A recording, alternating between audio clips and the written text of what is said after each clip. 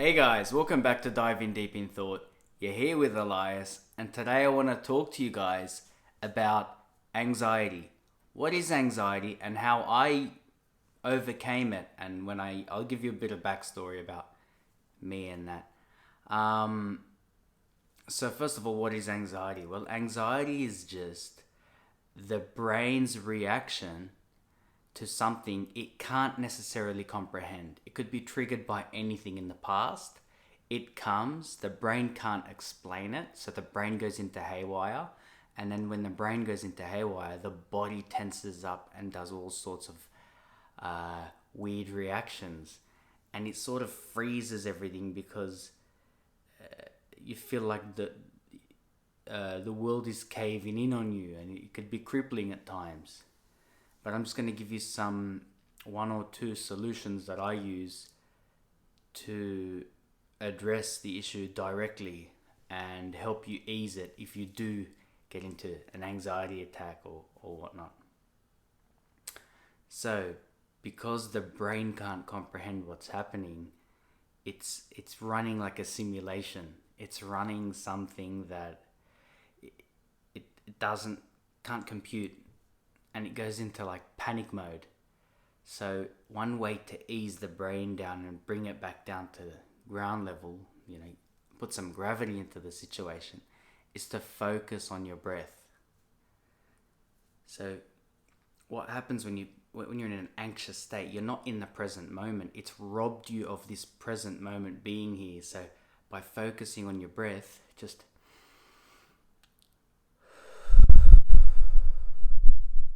focusing on the inhale, holding it, and focusing on the exhale.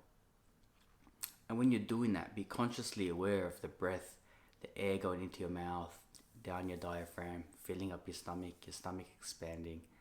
Then it's contracting, the air coming out through your mouth. In through your nose, out through your mouth, cycling like that. There's no point going in and out through your nose. It doesn't give the oxygen enough chance to go into your lungs and fill them.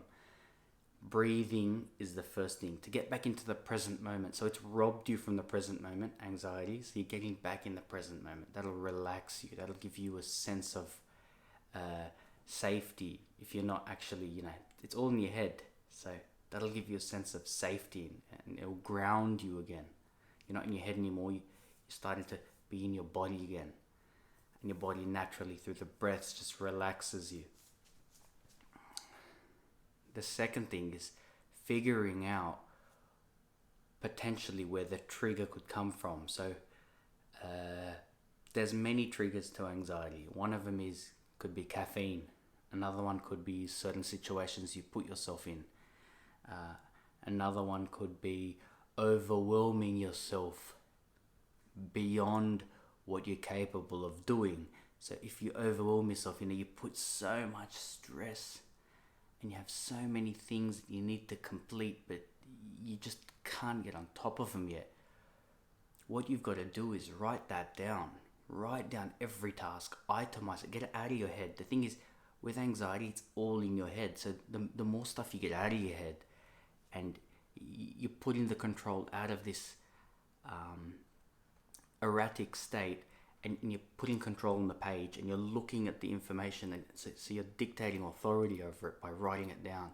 Write it down. Prioritize what you've got to do. So write a full list just of random shit at the top of your head. Then prioritize that list. Say, look, what's important? What can I knock off? And usually go for the easy tasks first, because it'll build up your confidence. That'll be more efficient and effective with your time. And as you build up these tasks, you're building up more confidence and more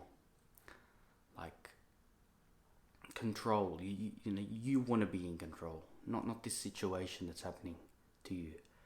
It's the lack of control that makes your brain go haywire.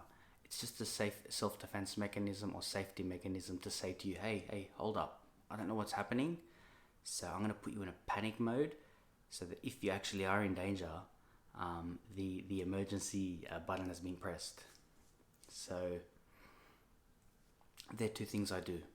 The first thing is to bring you back to the present moment, because you're not in it. You're in this other state where you're losing. The world is caving in.